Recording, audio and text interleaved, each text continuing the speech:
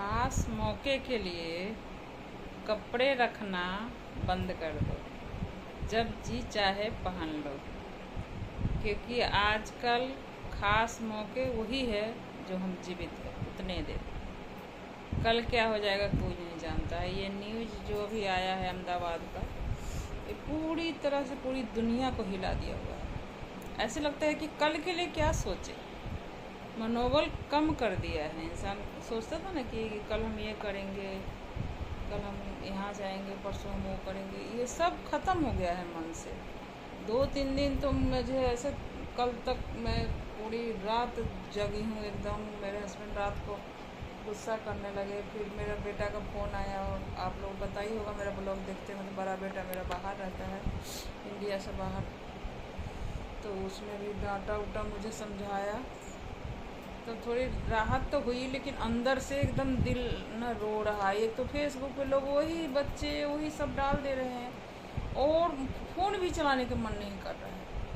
इतना दुख लग रहा है, इतना दुख लग रहा है कि ये सीन याद करने लायक ही नहीं है कि कभी कोई याद भी करेगा, क्योंकि ये अंदर बैठ गया हुआ है, ये निकल भी नहीं रहा। जिनकी दुनिया उजड़ी है, जिनकी पूरा परिवार उजड़ा है, उसको पता नहीं क्या हुआ है। भगवान उनको, दुनिया से जाने वाले को भी शांति दे, और जो है उनको बर्दाश्त करने की शक्ति दे। बहुत ही गलत हुआ, भगवान पता नहीं क्या चाहते हैं।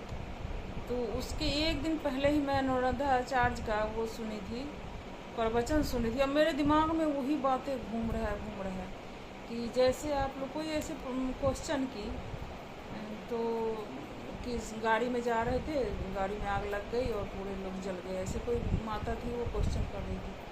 तो अनुराधाचार्य कर रहे हैं कि ये क्यों हो रहा है कि आप लोग जला जला के हड्डियाँ, जला जला के पैर हाथ सब खा रहे हो, तुम भगवान ने एक ही बार में जला दिया। तो ये बातें सुन के ना मेरा अंदर से एकदम, अगले दिन ये न्यूज आया।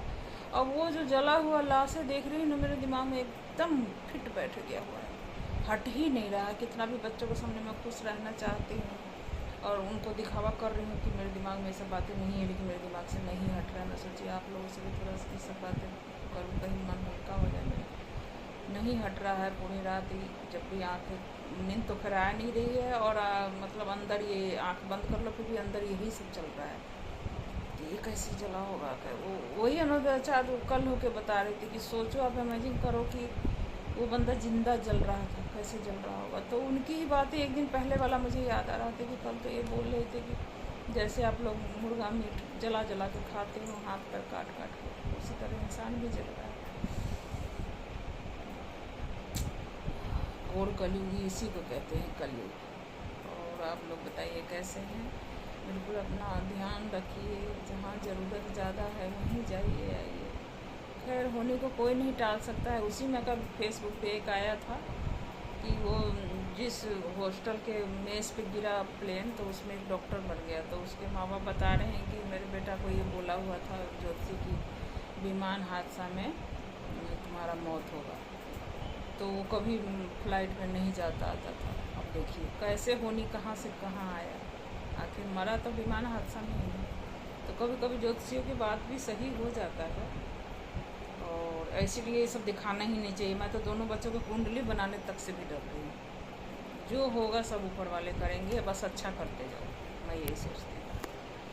और आपका क्या सोचना है इसके बारे में, क्योंकि कुंडली बनाने के बाद में बड़ा मन, कुछ ऐसी बातें हो जाए तो बहुत डर सा हो जाता है। एक बार की बात बताती हूँ कि मेरे बच्चे के एक दोस्त है, वो आई हुई थी, तो मेरे पास आई थी मेरे से मिलने के लिए।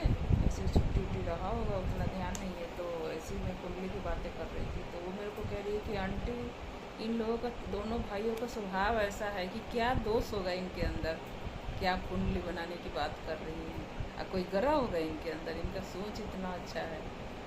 तो खैर, भगवान उसके मुँह पे सरस्वती विराजमान थी, ये सच है।